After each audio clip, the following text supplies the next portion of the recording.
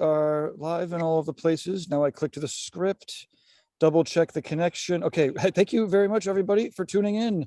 You are watching, oh shit, Feelings with Robbie Ripoll. I don't ever, no hard feelings, Robbie. The point is, with Robbie Ripoll, we're going to be talking feelings coming right up. It is July 11th at 5 p.m.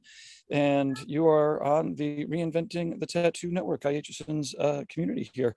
I'm going to tell you a little bit about it to make sure that this is actually streaming out in all the different places. We don't run any ads or anything during the shows. So yeah, so just bear with me just a little bit here. Now, like I was saying, this is Guy Aitchison's Reinventing the Tattoo community, where tattooers, apprentices, collectors, and the curious are all encouraged to join into these live streams, to watch the replays, to catch up with us in real life events, ultimately to share with each other, create better art and tattoos together. We're beaming out pretty much every day, and with your help have evolved into like a network of tattoo TV shows. We're actually on Roku. I'll talk about that now. You could find Reinventing the Tattoo on the Roku channels, on either of the app stores, the Apple App Store, the Google Play Store, the YouTube channel, and those are all new. Oh, and the podcast, Apple Podcast, Spotify, all that. I'm not sure, who knows where you're beaming in from or watching right now, but I'm going to screen share Reinventing the Tattoo. You could always find the latest schedule and all of that about reinventing right here on the homepage of reinventingthetattoo.com. And if you are interested in beaming in to the shows, this is where you would find the Zoom links. And in fact, if you're watching live, you can come to the homepage of Reinventing the Tattoo, click here on free resources and upcoming events. And it's going to zoom us down here to the Google Calendar. Boom, we look here. We've got Let's Talk About Feelings with Robbie. And right here in the description, artists, zoom in, boom. If I click on this, we start to do some weird inception-y shit. I'm not going to do that. You could also find all of a bunch of, let's see, we've got some free tattoo courses. We don't teach you how to tattoo for free, of course. It's like history classes and stuff. It's pretty awesome. The Watch Reinventing 24/7. Now what this is all of the shows that we're doing on replay. And you could see here all of the different types of channels. So this is the Reinventing podcast. You could see coming up next is Hypercast 2, Talking Realism with Nico Hurtado. These are like 10 years of replays that are all awesome. We have drawing groups, art jams. We have a Spanish channel. So this is all Spanish art jams.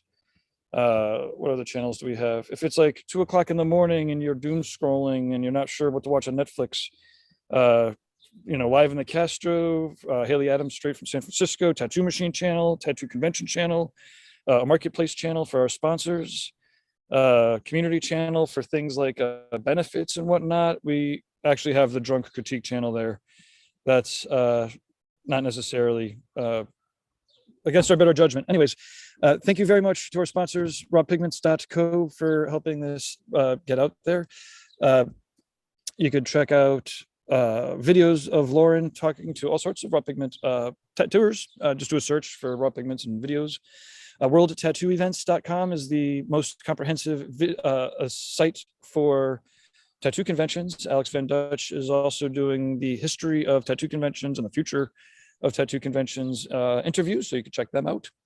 Tattoo Now, I do computery stuff for tattooers. And then Guy Aitchison, of course, created Reinventing the Tattoo as a 3-ring binder to his seminar forever ago, like in the early 90s. And it turned into a book, and then CDs or DVDs, and then an online version, and then other people are involved. I didn't even go through the list of the courses. There's like 15 awesome other guest tattooers that are teaching and reinventing. Anyways, GuyAitchison.com. He's got his own books and his artwork and whatnot. I went off script, but that's okay. Thank you very much, Robbie, for doing this every Monday. And again, if people want to beam in, click the buttons, and then we'll let you in. Robbie, if somebody comes in, should I make you host? Are you able to? Yeah. Will it pop up on my screen and I can accept them? Yeah, something like that. All right. It's reality TV here. Make host. Yeah, right. Real reality TV. As I texted you. Okay. Yeah. I'm gonna hop in the background here. Thanks again. I'm on my phone, so I'm doing the best I can. So hopefully I can figure this out. But thank you, Gabe. I always appreciate you. I appreciate the opportunity for being here. I mean, it's wild because I had the 3-ring binder that of the Reinventing the Tattoo. A friend of mine let me borrow it, and I had to give it back to him. And then I bought the book. And, you know, it's just been a thing that has always been prominent in my life. And then when I saw it come up on the internet, you know, I was getting emails about it. So it was really cool. So I feel really, really honored to be a part of the Reinventing the Tattoo family.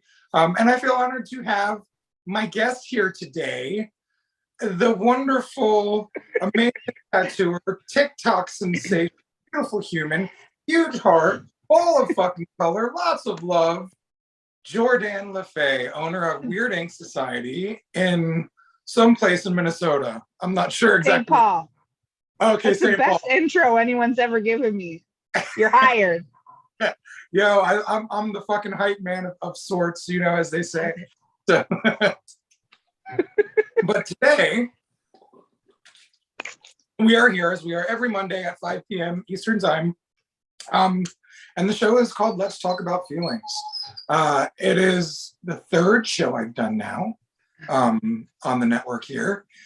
And as Gabe said, it's a, you know, people can zoom in, they can ask questions, they can interact with us. Last week we had a number of people talking all at the same time. Well, a conversation going from a number of different tattooers and stuff, and it was really beautiful. It was awesome, and it's nice that I got a message afterwards, you know, from one of the artists that was here saying like it was so great, like this was right in line with what she needed at that time.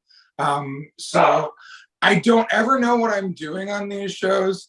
It's just let's talk about feelings. And since you and I met last year, we almost a year ago now. Wow, was it almost a year already? It was August. Holy shit, dude. Yeah, so that was almost a year ago. Time flies. Time does fly. Time does really fly. So yeah, we met at Christian Buckingham's grand opening for his studio Fallen Heroes in Florida. Yep. That was a really cool weekend. They made a big extravaganza out of the grand opening. What was it, like $13,000 raised for the M Foundation? Yeah, it was just over 12. Okay. Yeah. Forgive me for a moment. I have a dog that is I hear him. Come to St. Paul. I'll give you snuggles. What's that? I told your dog to come to St. Paul so I can give it snuggles. Oh God!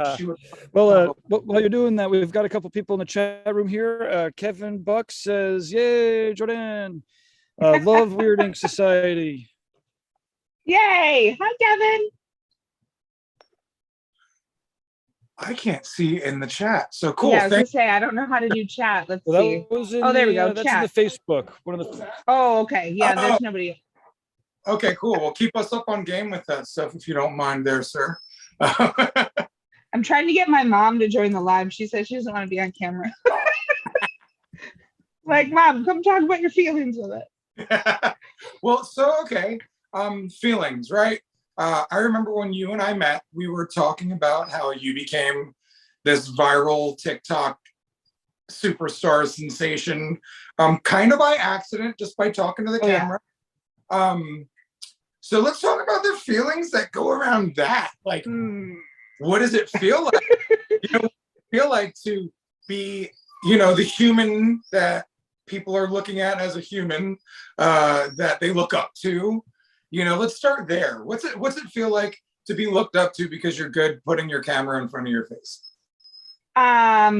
Well, a lot of people, I mean, as it is on the internet, I think there's so many people that don't actually think of you as a human, which is weird because if you're constantly seeing this person on your phone, you would think like that's a real human, but like there's so many people, and of course it's usually, I'm assuming mostly children that have nothing better to do with their lives, that will post just horrible things on your TikTok. One time someone told me they were going to kick my grandma. They just posted that on one of my posts. For what? Just like no context? Just gonna kick your grandma? Yeah. Yeah, I'm gonna kick your. I was like, you can try. Charlotte will yell at you and make you feel bad about your life choices, and she won't be angry, but she'll be disappointed, and it won't go well for you.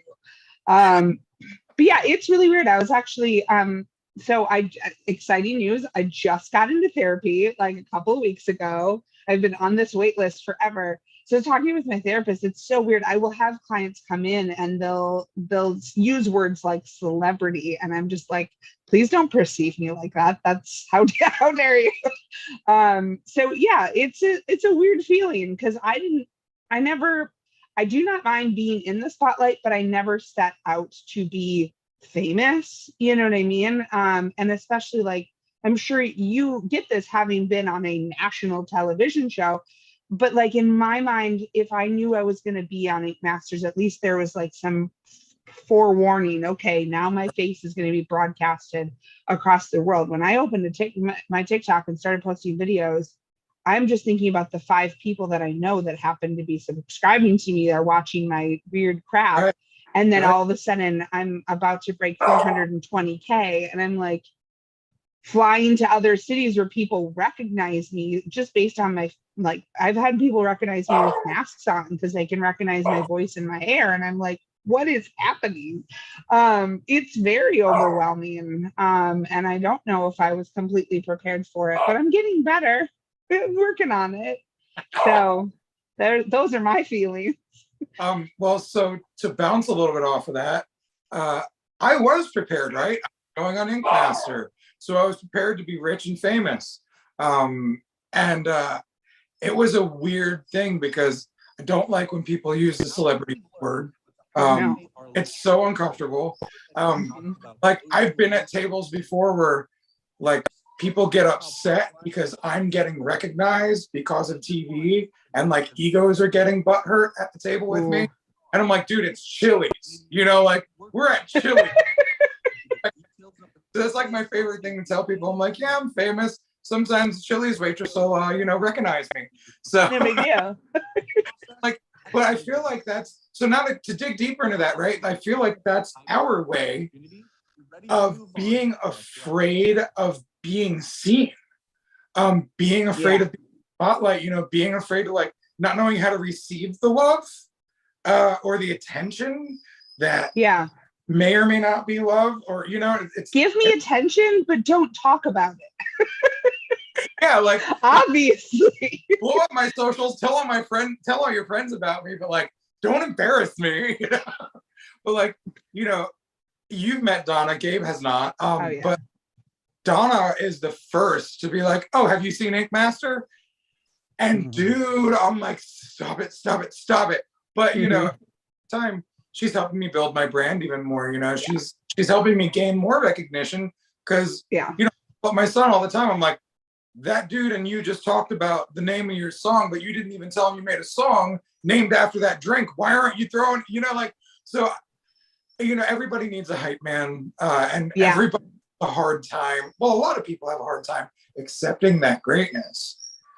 And like, it's weird. It's weird if you're not prepared for it. It's weird if you are, because you know, that concept of being rich and famous, like everybody, well, maybe not everybody, but a lot of people are like, yeah, I want to be rich and famous. But like, what does that actually mean? Like, what is your, my husband and I don't even remember what podcast this was, but we were listening to a podcast that he really liked. And he started talking about, or the guy on the podcast was asking, what does your rich life look like? Like, when do you finally have enough money? And I thought that was a really interesting question, because for me, like, having millions of dollars is not necessarily the goal, but like my rich life would be like to be able to carry a couple $100 in my wallet and just to be able to like give $100 bill to a stranger on the street just to watch their face light up, because I've done that before and it's phenomenal. It really and is. So like that's my rich life, but like I will always have an apartment. Maybe I'll buy a condo instead, but I will never buy a house again. That wasn't my life. I'm not a car, but you know what I mean? My rich life isn't the same as other people. And so what does rich and famous look like are so different. Like you never understand like any level of fame until you have it. And then you're like, this is, I just went to a bachelorette party this weekend and we were at a brewery. And I didn't bring it up because like I heard it, but like I didn't want to bring it up to the rest of people because I'm still trying to make this weekend about my friend who's the bachelorette, right? But there were two girls that like kept making eye contact with me and then quickly scrolling on the phone. And one of them's like, viewing that that's her thing. And I'm like, Yeah, oh, this is so weird. I'm like, no, what?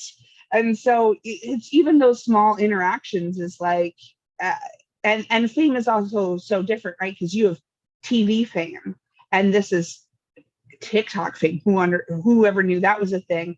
And then there are people like, you know, Guy Atchison, who I think is very well known in the obviously very well known in the tattoo community. But if you ask my mom, she's going to know who Kat Von D is, but she's not going to know who Guy Atchison is. And I'm like, well, you should, but so there's different levels, and who is it that is recognizing you, and it's all very weird, and there's no level of preparing for it, and it's all arbitrary, and it's all like random, and it's all like, oh yeah. But how many times have you had somebody notice you and it's like a bonus to your day? Like I've made friends. Like I've had people be like, yeah, and I'm like, hi, yeah, hi. But like then we actually talk, and then we become internet buddies, and like I had one. I met them on the streets in Pittsburgh, and the lady that I met, she messages me one day. She's like, "Hey, his birthday's coming up. He'd be so stoked to like. I'm putting together a birthday video montage. So can you send a birthday video?" So like that's really cool when you get to do that. And like I've got some I got some really great super fans, some really great friends I've made that were fans. And then like at the end of the day, like it's such a good feeling when somebody comes up to me and says, "Hey, you know what? I love you for your artwork and who you are, and I didn't even know you were on TV." And I'm like, still my heart. Best so friend?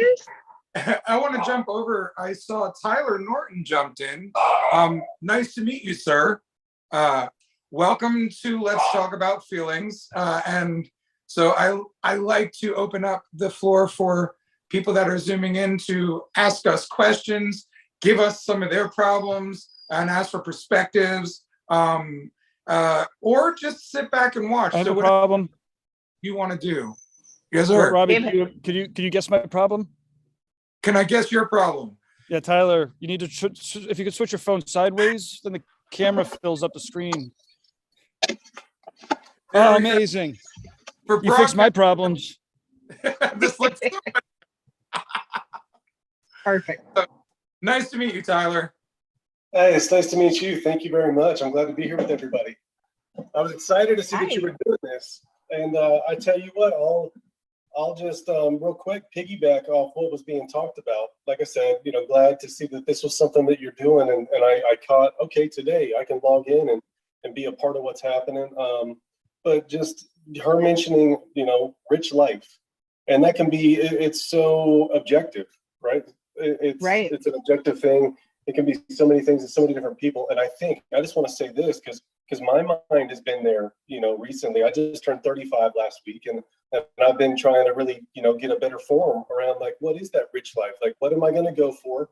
What am I going to settle with? Because time is finite, you know, so if you want to focus on going balls to the wall with money, finances, success, well, then where is that time for leisure and spending time with your loved ones and like being present in the moment? Because you have to have those moments too. And those moments may not be generating finances or revenue unless you figured out how to do it passively, right? But something I want to touch on real quick as far as what people want their rich life to be, right? People would like to have maybe it's a couple extra $100 in their bank or a couple extra $1,000, and then they know they have a few extra $100 for emergencies or for leisure, and they can work different things into their budget differently, right? But I want to mention that something I've been doing recently is investing does not have to be boring. This is where I say I think people should go to explore. Is it doesn't have to be that cut and dry of like, oh, my investor buddies that I know, they're big into crypto and stocks and real estate, yada yada yada. Well, right now I'm having a blast. I'm investing in Pokemon cards that have proven themselves over the past decade. I'm investing in NFTs and certain projects and gaming projects that make sense. I've started to invest in not big watches. Like I'm not going out and parking money in Rolexes. Rolexes are actually crashing right now. But some of the lower end watches, I've got some Movados that I know, and those are $1,000 or so. And it's not about the money. I'm just saying, instead of trying to overwhelm myself with these traditional aspects of investing, I'm having fun shopping, and I'm parking my money in things that are gonna increase in value, not decrease, right? And I'm not going crazy and spending money I don't have. So investing is now fun. I don't feel guilty about spending money here and there. I'm more considerate about what I'm spending at restaurants. I'm taking pride in shopping for all my clothes at Walmart, because Walmart is stepping up their game.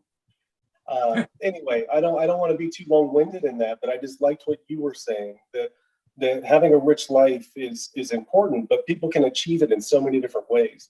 And one of the ways that I'm currently achieving it is stepping back, realizing I need to be more present. Having goals and being focused on work is wonderful, but you can't put all your eggs in that basket, because then you'll lose out valuable time with the people you love most. So to find balance, well, what are you happy with? You can't have it all. So what are you truly happy with? And I'm truly happy with, spending less time at work and spending more time shopping for my clothes at Walmart, spending less time worried about the stock market and crypto, and spending more time having fun shopping for some valuable Pokemon cards and other little things that are maybe quirky, but they still hold value, and it's quick, it's fast liquidity. So anyway, I'll leave that there. Ultimately, whether it brings your rich life or not, our hobby is, especially if we're trying to find things besides work that are meant to bring in money, don't just do the thing that's boring that might make you the most money. Ultimately, my rich life is not just about money. It's about having my experiences also be enjoyable. And like, to your point, is like, you found a way to make a little extra money by doing something you love. And I mean, I'm grateful also that tattooing and art is my passion, and I get to make money at it too. But like, yeah, rich life is definitely about not just adhering to the social norm and doing the things that you truly love, in my opinion. And like, my version of rich life when I was younger, it was like tattoo all the time, be the best dad I could be when I wasn't tattooing, but I was tattooing a lot. And I was a single, so like, that was crazy, and so, that was like really important, getting my name out, making a name for myself, creating this brand before I even knew what creating a brand was, and that was like the biggest thing to me. Now I'm 41. I've been divorced twice. My 21-year-old lives at home with me, and my basically wife, and baby's mother. So now I have a brand new 2.5-month-old baby. I have a 21-year-old son. I have a 2-year-old business, tattoo shop, that I started during COVID when I didn't have a prosthetic, and like, I was doing demolition in a rolly chair, and so life has changed quickly for you. Right. And, losing my leg, I'm getting a settlement from that, which was a life-changing amount of money, and able to invest that into buying a home. I was able to invest that in shopping for my dream car, which was a '59 Cadillac, that has so much more value now due to the market, right? So that goes back. That car is amazing, by the way. Oh, thank you. And that goes back to what Tyler was saying about buying things that are fun, like my house. It's fun house shopping, right? Because like, you get to like decide what you're gonna live in, and then that's gonna appreciate. My car is appreciating.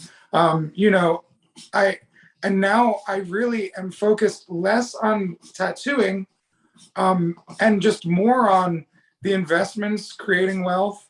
But also, I'm starting my own coaching program, that I am going to coach other people, and it's really not as much directed towards the tattoo world as it is high dollar clients, so I can optimize my monetary intake during my healing sessions with others. I still do the rad movement stuff. I still do this stuff. I still do YouTube. I still do all the free outlets, but I'm going to focus on concentrating how to make more out of my time for money's sake, tattoo for love's sake.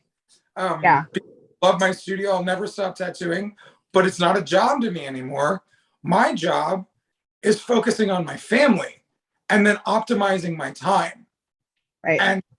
And so like, it sounds weird even hearing myself say this out loud, right? Because like, when I look at it, I'm fucking living it. And like, I am somewhere in the part of struggling my dick off mentally, and actually acknowledging how rich I already fucking am because I have love, because I have a family, because my fucking 21-year-old son, when he talks to me and says, Dad, I'm so happy that you're on the journey you're on, because as good as you helped me grow up, imagine how much better you're going to do with Zen, or my little brother, because you're on such a better path than you were 21 years ago.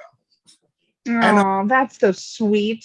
And, you know, and then like and you've met me and Donna together. You see the way Donna is. Like, Donna is like my number one supporter. You know, I'm the world to her. So I have all this love, all this support, all this greatness, like coming to me from my home. You know, my 22-year-old nephew lives here. And like, I have a very, you got a full house. I do. And like, and Right, so like, just on top of my rich life, you know, being rich with people, I want a fucking multi-million-dollar mansion to live in on the river with a fucking $250,000 wakeboard boat and $600,000 worth of cars or more. I'm gonna come hang out at your house. Right, like, and that's to me, like, I want all those things because I'll feel like a kid in a candy store. You know, I'm the kid that gets to build my treehouse for it, but it just happens to be this, you know. So like, in optimizing my time, I'm not making those things important.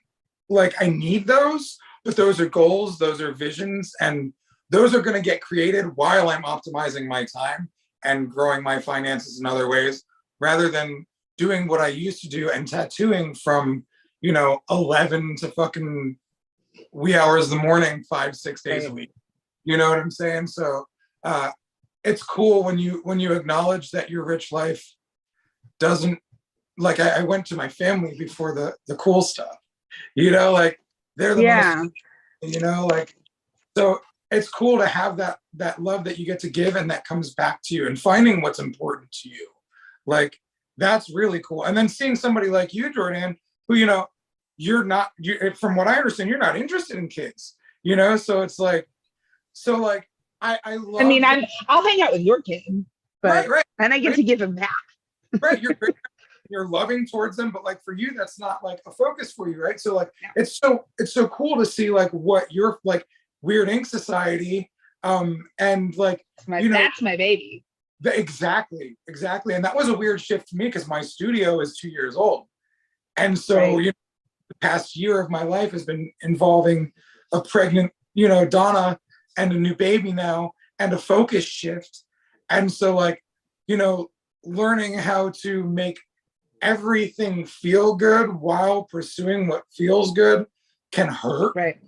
You know, like, I've taken a lot of egoic blows in my studio by losing artists that no longer aligned, people that don't like me anymore.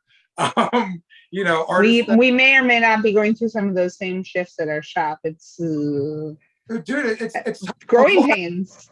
A lot of people are like, dude, how many fucking tattoo artists wanted ads do you see on Instagram and Facebook all the time? Like, and not just like regular posts. Like, I'm talking fuckers are sponsoring ads for this shit. And I feel like what happened was we had this post-COVID tattoo renaissance because COVID strangled tattooing, and everyone went huge with their business. And like, I went huge with my business. Everybody wanted to work there. We were on the road all the time. We had all this business. And like, now things are like, it went stagnant for a while. And now like, we lost some people. I had like these egoic battles. My heart got broken a couple of times. And now we're like growing into, okay, but how many hearts did I break by shifting away from the studio? You know, how many people thought that I was going to be their captain right there all the time forever? And then all of a sudden I'm like, guess what? Donna and the baby are more important. And, you know, because when I'm spending more time on them, that's how it feels, right? So like, and then I have to learn how to frame everything as it's going on, and like, and accept all the changes. So yeah, the growing pains. So let's talk about some of your growing pains, you know, and how you're dealing with them. I mean, the most recent one is that we have, so we do booth rent at my shop. I wanted, so I have always actually gotten a pretty decent percentage at all the shops that I worked at. I was just lucky. Even the first shop I was at 40-60 split like right away once I started taking clients, You mean which I know is, sorry? 60-40, like 60 Or favoring? yeah, I got 60 and Yeah. I got 40, which is pretty standard. And then I got an even better cut at the next shop. But I heard so many people that are like either 50-50 and they have to buy all their own supplies, or like there's so many horror stories about shop owners trying to make so much money off the artist. One of the shop owners I met, he said he heard this rule a long time ago that when you open a tattoo shop, you want to charge the artists or like let them have a high enough percentage that they're happy, but not high enough that they can go do what you're doing. And I was like, that's fucked up. And he's like, yeah, as soon when he heard that, he was like me, he was like, that's not something I ever want to be. And so we decided to do booth rent because I was like, we can set it at a rate where we're still making a profit margin, but not like so much off of our artists that they're, going to be struggling. And then our true profit margin comes from how hard I decide to work and how hard my husband decides to work. Because, then we can, if we have like some vacation week coming up, well, we can, work a little harder for a month or two just to like save some extra money or whatever it looks like. But then I'm profiting off of my own success. I'm not profiting off of other success, right? But we did set our booth rent higher. We're in a prime real estate with really expensive rent, and we only have 6.5 booths. Technically, I share a booth with one of the apprentices. But like, we know that we set it higher because we supply a bunch of supplies for people. So we're kind of in that in between percentage and booth rent. Like you pay booth rent, but it's higher booth rent because we supply things so you don't have to do all the inventory yourself. And then we also have like a complimentary beverage state, like a fridge that's full of beverages of a bunch of different kinds for our clients and our staff, and like snacks. And we have like prizes people can, every tattoo you get to roll a d20, and depending on what you roll, you get like a little gift. And like just like these little things, right, that if I went into a tattoo shop, this would make me feel so loved and so just enrich my experience. And so that's why we set our booth rent where it is. And then recently I've had a couple artists not enjoy that our booth rent is that high. And one of them quoted another shop in the Twin Cities area. They're like, because I mean, full transparency, our booth rent is essentially $400 a week, which breaks up out to a little over $1,700 if you break, because some of our artists decided to do monthly, and so we split it over the cost of a year. But there's a shop in the cities that's charging $1,000, and that was cited as one of the other shops, like, why aren't you charging $1,000? And come to find out, oh, this is a basement level shop, so they do not have street level access, like they're actually lower level, so their rent is cheaper, and they have 12 artists that charging, and they all have to supply all their own supplies. And I was like, you want $1,000? A, you go work there, but B, Right. like we are and I've been saying this because we've had this kind of argument and we're working on it over the last couple of weeks, and I've said a few times, and like, we are a boutique tattoo shop, we are not Target. If you want to pay Target prices, go work at a street shop. We're not that. And so we have new contracts are due to be signed by the end of this week. So we'll find out if we lose anybody, but I have 5 people on deck right now that would gladly take their spot. So it's like, it's growing pains, and I don't want to lose anyone. We have a great team. We all get along. This is the only fight we've been in. And we've been open for just over a year, and there's been no drama, like not a lick of it, and no fights, and everybody gets along. So of course money is going to be the thing that people are going to fight about, and they're going to fight with the boss about it. So I don't take it personally. But yeah, it's absolutely infuriating to me on a personal level that I know how bad these artists had it before, and also like how bad it can be in this industry. And I'm spoon feeding you as much as I can, with also making enough of a profit to make it worthwhile, but not, anyway, I can go on and on. But yeah, it was like, ugh. I totally understand. So for anyone that hears the grunting, I have a deaf French bulldog, and when she grunts, so if you're hearing grunting, that's her. And I'm the only one home, so she wants. So this Hi, is. baby. She doesn't know. She can't hear you, so her name is Deafy. So, but yeah, dude, I've gone through a lot of that. I'm very similar. High-end tattoo studio. We offer piercings as well, and piercings and tattoos kind of feed each other, right? Yeah. You know what I'm saying? I have everything that I personally bring to the table, my brand, my tattoo brand, my longevity in the town, so on and so forth. And we do a 50-50 split, but we cover everything. Yep. Everything. Marketing, emails, like anything. Our expenses are very high monthly because we pay people to do things. So like, dude, I've not taken a paycheck out of the studio other than tattoos that I've done at the 50% cut, right? And then on top of that, I paid for taxes on 50 grand worth of profits that the studio made last year that went back into the studio. I paid it. Yep. Yeah. So it's like these, like the ones that are bitching about money have no idea what it takes to run the level of tattoo studio we're trying to run. Yeah, dude, opening a tattoo shop is fucking easy. Like, opening it's easy, running it's not.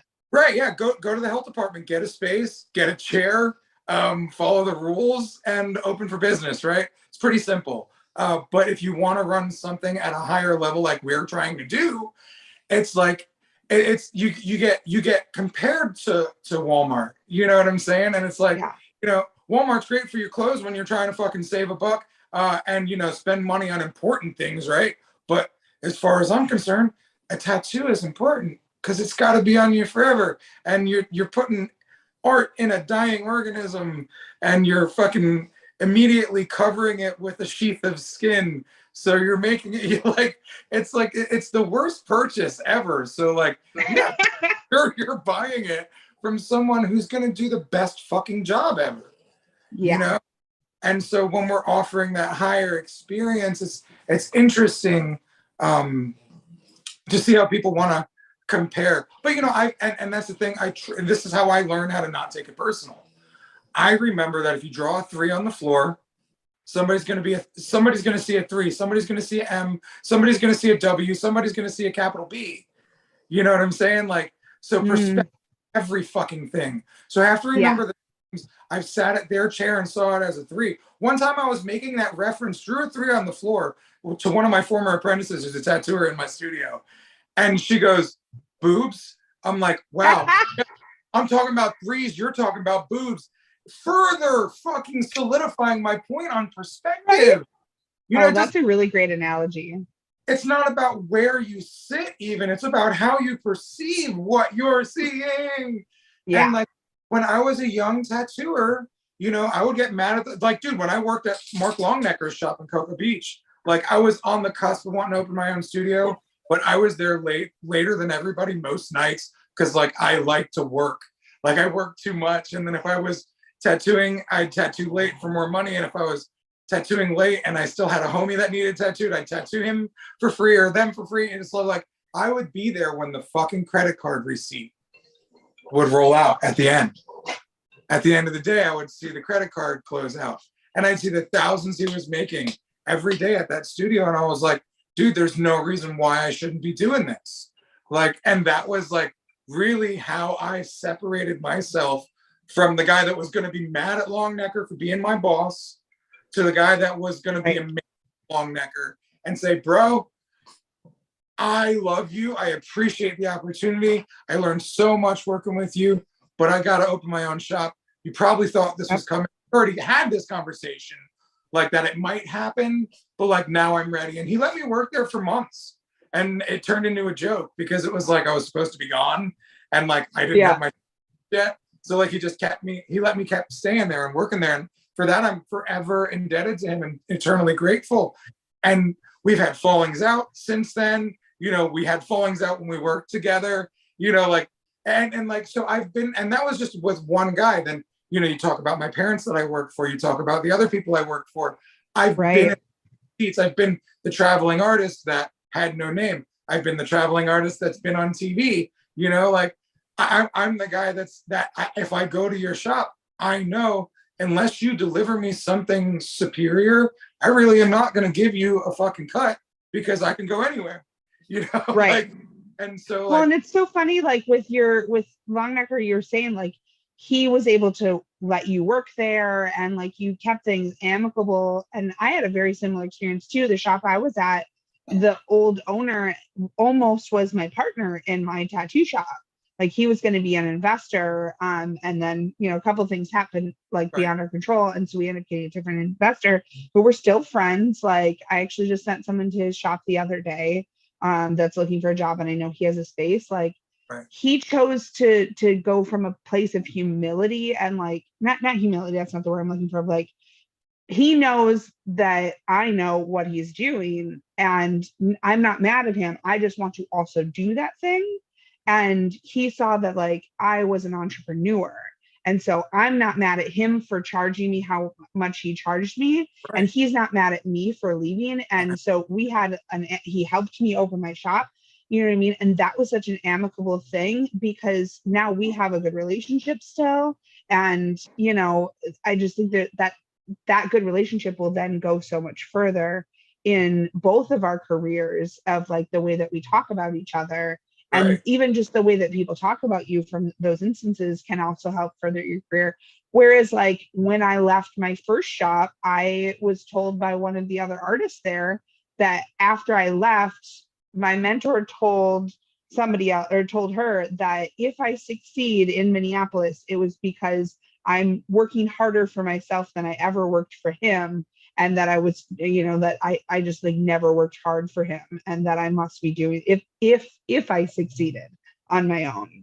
And it was like, there's that mentality or there's my second boss's mentality. Yeah. It's how you choose to pick it. And it just shows who you are as a person and how you've decided to externalize what someone else is doing for themselves. Right. And dude, so I'm going to speak on this, which is weird because I usually don't. What I've done wrong in the Longnecker situation, he told me, don't take any of my artists. And when I opened my studio, someone that worked there, I'm not even going to say a position. Yeah. They were very desperate they seemed aligned with my vision. So I was like, cool. You let him know that in a few months when I open that you're planning on going there and we'll be cool. They didn't do that. And I still had them come there anyway. And so I had to deal with that, man. Like I had to, dude, he came up to me at a fucking party one night where it was an after party for an art show we were both at. And he goes, you know, he buys me a drink. I apologize, or I buy him a drink and apologize. And he's like, rough waters ahead for you, bro. Because that person had already told him that they were leaving me to go back. And so like, I got a fucking big dose of what I did wrong right there. You know what I'm saying? And like, I had to deal with that. I had to live with that. You know, and like I said, we've had fallings out back and forth a number of times. And when you work that closely with somebody, you almost become more like family than friends. Where you can break up and make up. I got nothing but love and respect for the guy. Like we fucking went on a journey together and even separately. And I'm so happy. Like we were on Ink Master together by happenstance. You know what I'm saying? Like, you know, it was really cool at the end of the day to see that, yes, I've made mistakes. I've recovered from them. There was people that have done me well. It was basically saying the same thing you said. You can be the good person in the thing, or you could fuck up. And like the other side of it is learning from that fuck up. And like, I've recently had one artist leave and another one tell me they're leaving. One of them, because of the way that it went down, they've always got a spot with us. You know, like they're always, anytime they need anything as a tattoo friend, mentor, fucking, I've been there before. It's like, yo, you got this from me. And the other one, I'm just like, I'm so sad to see you go. I wish we could still be friends. And it's good like, luck. Peace out. Right. And yeah, exactly. And it's like, that's what it is, man. I've had a number of people leaving or having to leave. And it's like, oh, that breaks my heart. But this is the journey. And like, this is being a business owner, right? And like, Right. nobody tells you the feelings side of being a business owner. Well, and that's the thing. I think that's there are two different types of owners, right? Like there are two people that may or may not stay when contracts are signed. And if either one of them choose to leave, like it's on good terms. Like, and it's actually why we set our contract up the way we did. When people come to my shop, they have to do first and last month's booth rent, because then barring anything, like if let's say somebody does something horribly racist or something that's like instant fireable, selling drugs on the property or something like that, that's instant terms for termination. But if we just have a disagreement and we no longer get along, they have I can't rage fire them. I can't be like, pack your shit up and get out now. They have a third, because that's happened to so many artists that I know. So I have to give them a 30-day notice and vice versa. And so again, unless it's something like truly, truly horrible, but if we just decide we don't want to be friends anymore, then they're not out of a job and just like, you know, have to panic and find, I'd be like, cool, you finish out this month. And then, you know, and so that's one of the reasons we did it that way, is like, if either of these artists decide they don't want to sign their contract again, they've paid for July and technically they've paid for August. So they get to stay and figure their shit out, and technically a month of free rent because they paid it a year ago, and figure out where they were going to go. So they have a safe place, whether or not we agree on the rent. And so once they leave, we're still friends, and like, I'm here for you. And, you know, I'm always going to be there for someone who decides that their journey is better somewhere else, because that means that they're having a better journey.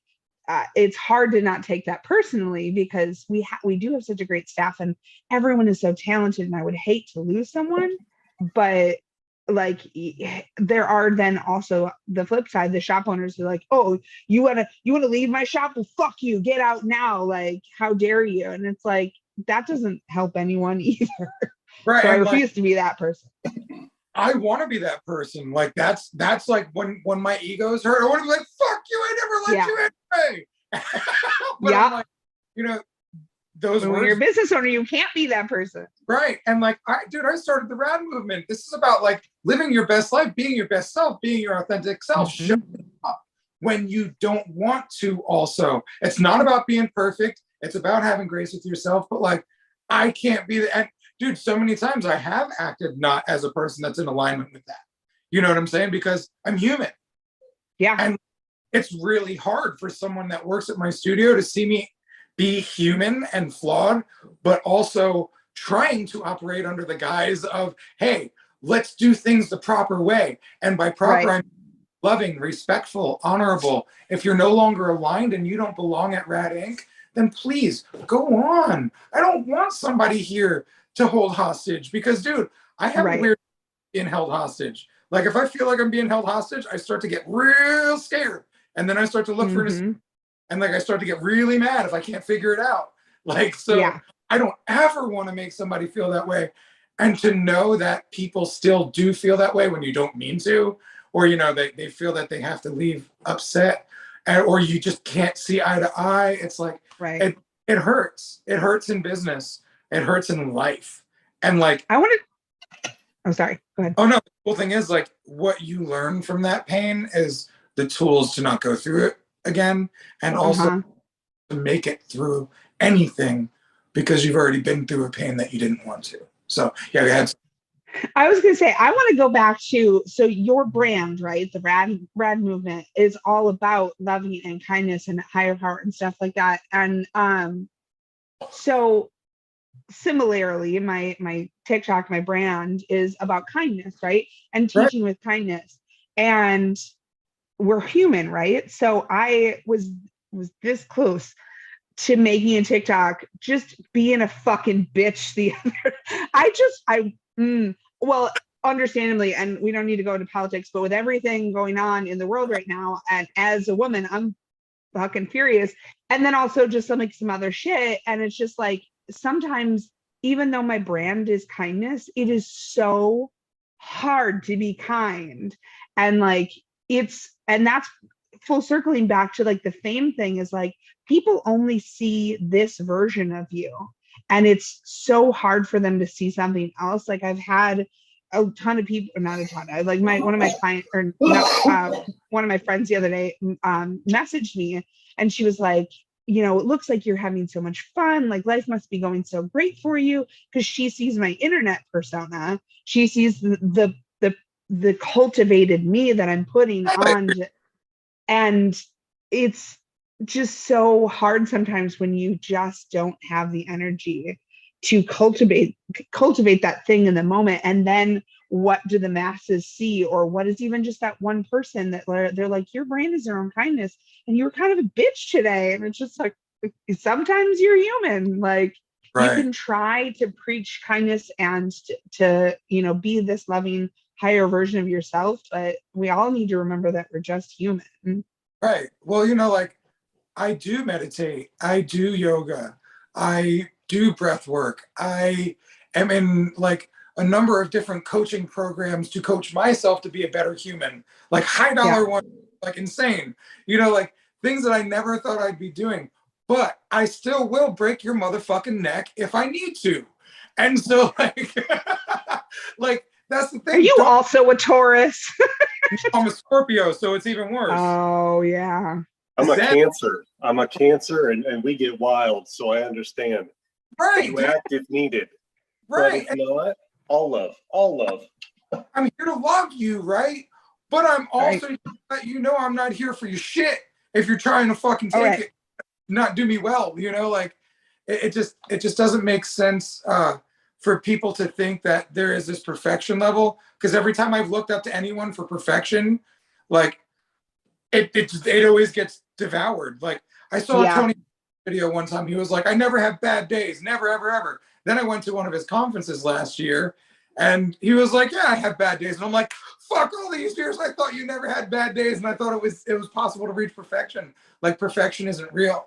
So that's one of the things that I've tied into my brand is like, look, honesty, open-mindedness. If I was wrong and you come tell me I was wrong, like I'm gonna listen and we can communicate through it. And as much as I might want to punch you in the throat, like I'm not allowed to do that. Like it's just bottom line. I'm not allowed to pick people up and act with my feelings.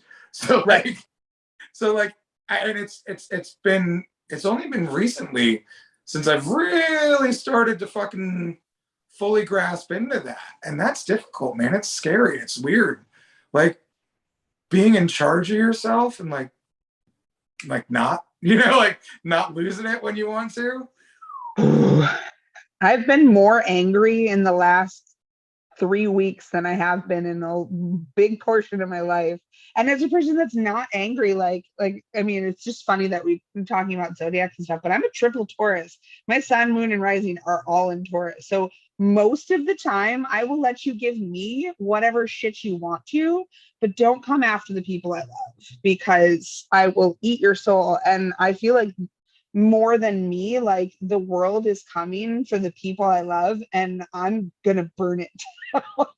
I'm gonna burn it down with, I mean, like, again, not to get like super political, but for example, with the Roe v. Wade stuff, like our shop is participating in a nationwide flash sale event on the 31st.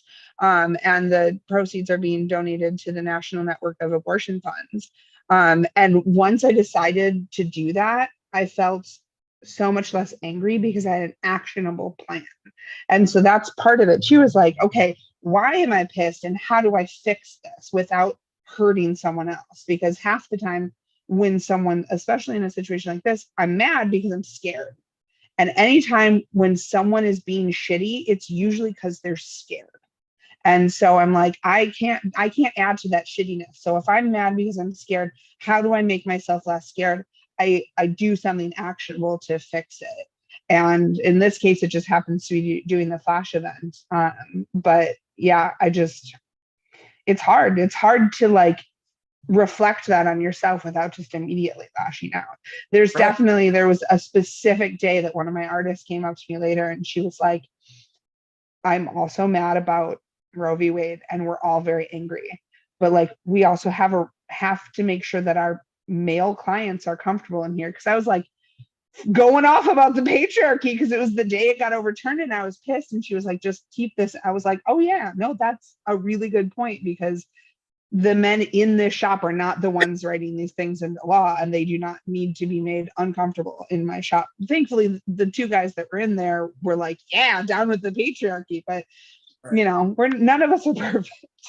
No, dude, I totally feel that, because like I feel like any man that doesn't understand that this shouldn't be happening, I don't know if I'm inviting him for dinner. You know what I'm saying? Like, and I don't like to get political. I don't believe in our system. I think it's broken. Is it broken, or was it just engineered to run this way? That's a question that I've been facing more.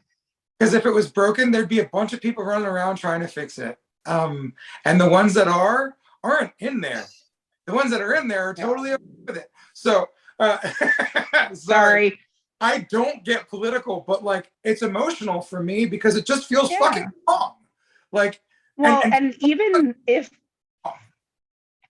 the abortion thing isn't the thing that you're pissed about, the fact that this was overturned means so many more things are coming, and something is going to happen that's going to piss everyone off. Like this was such a giant catalyst to stripping away freedoms from everyone. We just happen to be starting with women because that's the easiest target. But let me tell you, you're gonna get the horns from this bull pretty quick. We were looking at Taurus today because Zen's a Taurus, and it said like, don't piss off a Taurus because you'll get the horns. But like, I don't feel like, so like I said, I don't want to get super political, but I don't feel like it started with women. I feel like it started before this. I feel like this is just one of the most bold and brash disruptions of freedom that shouldn't be. And I'm feeling a certain way about it, even though I don't personally believe in abortion as contraception in my life. But like, in situations where it's medically necessary or emotionally necessary, you know, hey man, don't tell me what to do with my body mods, and I won't tell you what to do with your body mods. You know, I can get a vasectomy. Thank you. And that's okay, and that's cheap, and that's easy, and it's celebrated. Anyway, let's sorry, I brought it there. No, that's okay. Okay, we're talking about our feelings, and this is what I have feelings about. And that's the thing, we're being human about our feelings, and that's okay. Like Donna's super mad about all of this. And you know, like, man, I wouldn't want to see mad Donna. Regular Donna's a little scary. Fights because I'm like, don't protect me, I'm fine. But as soon as she feels like I'm threatened, she turns into like this giant fucking force. But yeah, Tyler, I saw you wanted to say something. Yeah, no, I love everything that's going on. I wanted to touch on what we're talking about now, and then maybe take a step back if it's all right. So I'll say with everything that's going on right now, I understand what both of you are saying, you know, and then the other listeners that we have here. Sure, everyone has their own feelings in their own way. Some feelings may be in alignment. Some, it's everyone is allowed to have their own feelings. But one thing for me, and I share this just to see if it helps people with perspective, is like I'm just like we're all busy, right? You're busy running businesses and then focusing on other things outside of your business, like living life, all those things, right?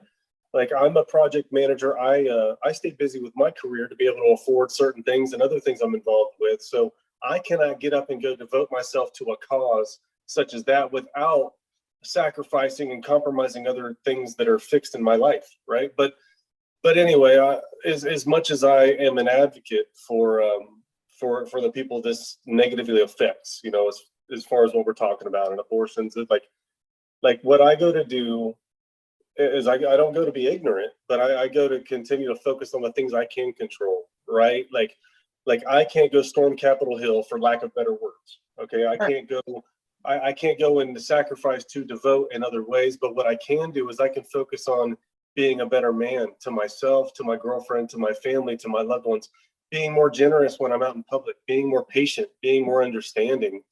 Like if you can't go do something because life has other things in store for you on a daily basis, which is what you've set in place, and it's okay. there's plenty of other things you can do to be part of a solution in a It's general about finding sense, an and not actionable any part of a plan. problem. Yeah, There's things you like can you do, right? But if you're sitting around complaining and bitching and being a negative attitude and influence on people, well, there's other things you could have done. You people didn't have to sit around and sit in a negative circle. I'm saying, like, people find effort and kindness and love and positivity and encouragement. Like right. there's so many cool things that can be found there. Where yes, the things that we're seeing are really, really unfortunate. But for me, and it's not about me, but for me, the things that break my heart makes me go out and do more for myself. Like I said, my loved ones, my family, to be present, to be loving, to be kind. If I can be generous to people in all these ways, like, I'll do it outside of my 9 to 5, which isn't even a 9 to 5. It's more of a 5 to 5. My days start at 4 a.m. If I can get out of work before 5, that's wonderful. And then I take the rest of my days and devote it in really cool and kind ways to my loved ones, my puppy dog, who you've seen. Robbie, you've recently seen my little puppy dog, my little Corgi Aussie mix. But anyway, the other thing I wanted to talk about is where you all talk about, we all strive, well, maybe not all of us, but we want to strive for excellence. But we're human. So there's so many things that are going on that are upsetting, and so many things that may happen in your businesses or in our personal life outside of our business that are really, really frustrating. And it's hard not to snap. It's hard not to lose your shit and grab somebody. That's hard. But I wanted to say, like, as far as that goes, is I think, like, let's take diamonds, for instance. Even the most perfect, like the most beautiful diamonds out there, that it's a real diamond because it's flawed. And if you have this diamond out there with no flaws in it, well, then it was manufactured. It was nothing natural. It was nothing organic, right? And the thing about organic real diamonds, the ones that hold like the high dollar value, it's that this rock was able to be manipulated in such a way, it was shaped in such a way to where you're not looking at the flaws. Those are tiny specks somewhere inside. You're looking at the hundreds to thousands of cuts across this diamond where it shines so brightly. It's not that the flaws aren't there. The flaws are what makes it organic. The flaws are what makes it real. The flaws are why it costs more than something synthetic, And right? But even with Okay. flaws, you can go and work on yourself in other ways and focus on what you can control, which is back to my first point. Focus on the things that you can do and can control, right? And there's ways to, like, people know, holy shit, he worked really hard on, he or she, this person worked really hard on being exuberant with these qualities, but God knows they're still real. They have flaws. They're organic. They're natural, but they worked in so many other ways beyond their short temper, their frustration, their heartache. And then the last thing I wanted to say, and I wanted to see if you guys, if what I'm saying inspires or strikes anything from either side, I would love to know. But the other thing I was going to say, and I share all this because, well, you all are sharing. So what I hope, I'm hoping it's valuable. But I learned this the hard way years ago, and this is, we need to share on both sides. As far as sharing and being vulnerable, you need to share your joys and your victories in life, but also share the grief and share the frustrations and the heartache, right? It's not to boast one and then covet the other. It's if you put yourself in the right community and you put yourself around the right people that are there to hear you out and love you, whether it's something good you had to share or something bad you had to share, I just think sharing should be both sides. And I think people like to share when it looks good. They're scared to share when it looks bad. But like you said, Robbie, especially, we're all human. We're human. So people want to run around acting like they don't have bad things that are on their mind or on their chest, or that they don't have those things to share too. That's not real. That's not real. People sometimes strive for things that are manufactured, but the truth is we all have our things. We have tempers. We have flaws. Focus on what you can control. Offer more good than bad. That's what people can do. But I'll leave it there. I just had that on my mind from everything y'all were sharing. Just really cool. Appreciate that share, man. Yeah, and it's true. Like, it's like what Jordan was saying. Like, she was getting mad for the sake of these people she loves, and it had to be dialed back, but like to be checked by people that love you and like care enough about them and everyone else in the situation to be like, oh, Mhm. I'm being flawed right now. And even though my Right. flaws are driven by good, this is possibly bad. So like, but like that's what makes somebody more beautiful. When I find out that one of my coaches struggles in life, I'm like, yes, I can make it. You know what I'm saying? So like, yeah, the flaws in humans, like that's what the rad movement is about too, you know, accepting those flaws, working on being the best version of yourself, but acknowledging that those flaws are there. And when when you call out the problem, it tends to start to dissipate. And so hopefully with what's going on in the world today, now the problem's being called out, maybe it'll start to dissipate because people are like, no, this is bullshit, but maybe Right. not, you know. Well, and I think also none of us like being called out. None of us like that uncomfortable feeling of being like told, hey, like this thing you're doing isn't right. Like, but some of my biggest learning moments and like almost these like game-changing points in my life has been when I've had a flaw and someone felt open enough to talk to me about it, and it's given me a chance. And I haven't always, of course, responded well right away because you don't always do that. But I, Yeah. after getting able to like the biggest one that comes to mind was right, because I'm in the Twin Cities. So when George Floyd was murdered, right before it just like hit the news and just like skyrocketed, right? And that first like 24 hours when it was still fresh news. And I had posted on my Instagram story just like a piece of flash that I had for sale. And I was, just normal day-to-day stuff. And one of my friends, who is this amazing, wonderful, passionate Black woman, and she messaged me and she was like, if this is what you're using your platform right now, don't consider us friends. Like, you have so much like, this is pre-TikTok, but I still had over 10,000 followers on Instagram. She's like, you have a responsibility as someone with a platform to be, especially living in the city, to speak out against this if if you value the lives of Black people. And I was like, she came at me very aggressively, but I understand now retrospectively, that she has every right to. But there was like, without saying so many words, there was definitely a part of me that course corrected and almost told her to watch her tone. I didn't say those exact words, but I was like, man, you don't have to be mean to me in order to get me to support you. And then, after sitting with it for a little while, I came back and I apologized, like, you know what, you're right.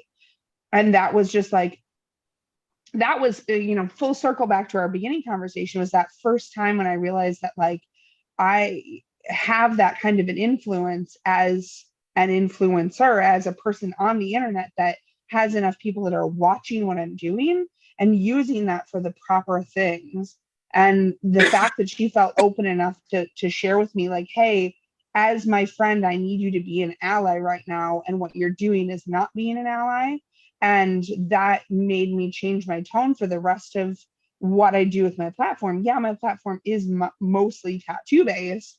But if there's something like, what's going on in the world right now, I use that to speak out, because there are people that are struggling the same or worse than I am, but don't have a place to speak about it and don't have anyone on their side. So if I can be on their side, then that's partially my responsibility and also just something I'm grateful that I get to do. So to that point, is like, sometimes when we have these flaws, they can be our biggest learning like moments to shape who we choose to be going forward. Dude, like that speaks to me on such a level right now. Why we're besties. What's that? That's why we're besties. Right. and so everything that fucking hit me recently that's been fucking with me has been a lot of those checking moments, and like feeling attacked and and it's like, oh, okay, well, why are you taking it personally? Probably because it means something. Probably because it's true, to some degree, whatever that degree is. And on that note, I think we've run 10 minutes over. Oh no. Gabe, What? We like to talk? right? No shit. So this makes me segue into me and you, Rad Movement YouTube. And we'll talk as long as we need to. And so let's set that up soon. But yeah. Tyler, thank you for chiming in and sharing your perspectives and showing up. I love seeing other people in here with us, and like I like making it a conversation because it just I don't know, it just kind of reminds me of like an old timey fucking call-in radio show, like, but like for the future, you know. It's like a salon. Right.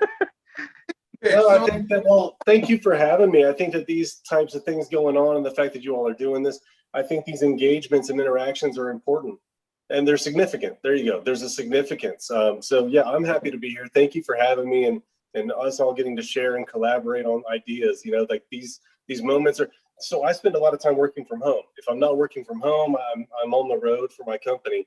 But you kind of see where I'm at. I'm in my home office. Right.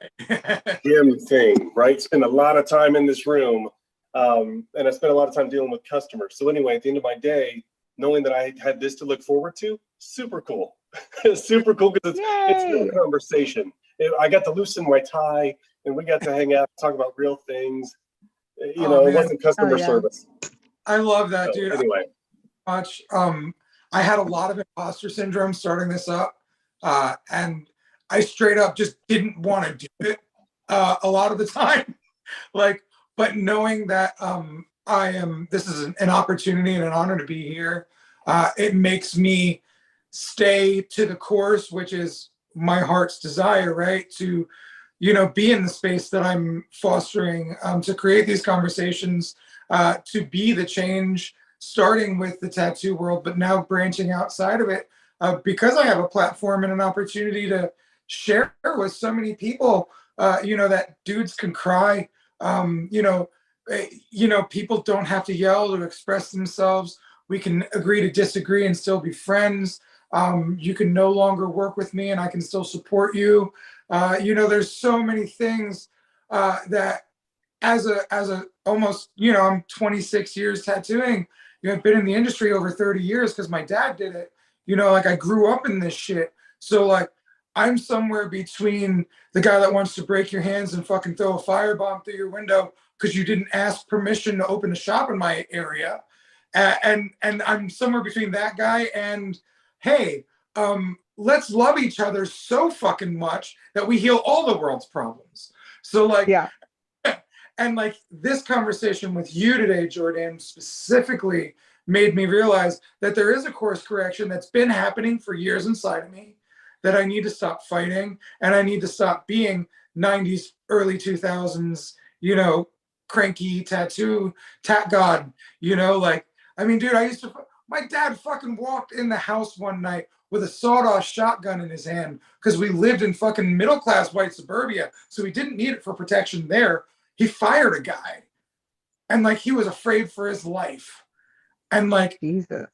The stress that human put on our family in his being fired, like captured, like started dating my father's half sister and like held her captive and like tattooed her like over date. Like, dude, the shit I've experienced in tattooing and like the jaded nature I had coming into this, coming from such a rough, I said, middle-class white suburbia. It wasn't a rough area, but like the tattoo world was like, polishing out then. So like to become this person that like has to be fucking loving because it's my goddamn fucking duty.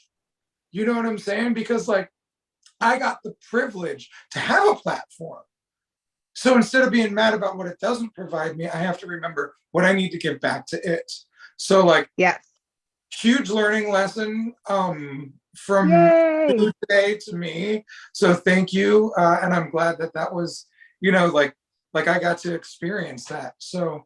Well, and I just love talking with other people and especially of other shop owners about because yes, I managed a company before tattooing. Like I know a lot about managing and running companies, but that doesn't mean I know everything.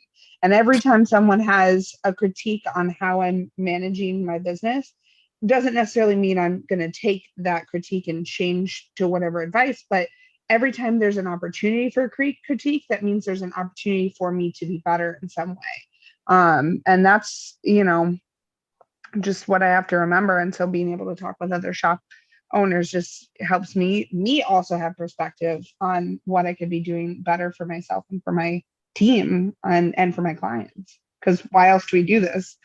Oh yeah, dude. Yeah, it's all for people yeah. So anyway, we can talk for hours. So right quick before we get out, just shout out your stuff. Where can people find you? Well, my TikTok is Faye Tattoos, FAE tattoos.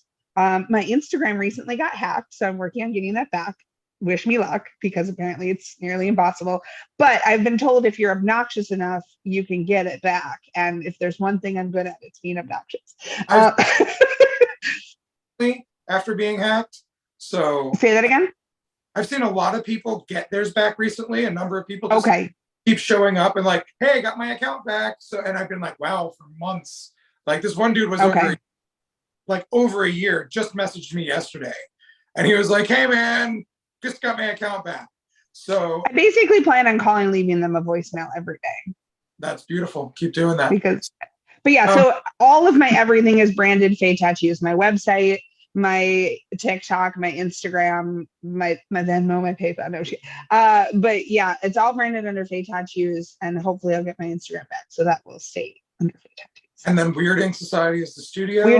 Weirding Society, and our Instagram is just Weirding Society. And Inkromancy. Oh yeah, my other business that I always forget to plug. Yes, I have a tarot card business. We make tarot decks out of artwork by tattoo artists around the world. Robbie is in deck number 3, the Skull Edition. They're limited editions. There's only 1,000 made of each deck. We're currently in the process of making deck 4, which is titled Kick-Ass, a celebration of gender minorities. So it's mostly femme and trans and non-binary artists, which I'm very excited about. The artwork is dope for this. Yeah, we make them every year. So it's Inkromancy. I like ink, INK, romancy, Inkromancy Tarot at on Instagram and .com, Inkromancy.com. Well, it was so great to talk to you. I'm sure you and I are going to talk. Too. Oh yeah. Popped up in my head. Tyler, thanks for showing up. Everyone else, thanks for showing up. Thanks for viewing. Even if I don't even know if we're still being broadcast. So if not, we just did that for nothing. But hey, whatever. It was fun. I love you. Thank you so much. I love you too. See you soon in life, because like I said, we need to do this interview. You and I have a couple of interviews we need to do that I'd like to have you on. So well, and I'm going to come guest in February. So cool. Beautiful. I love you. Have a great day. I love you too.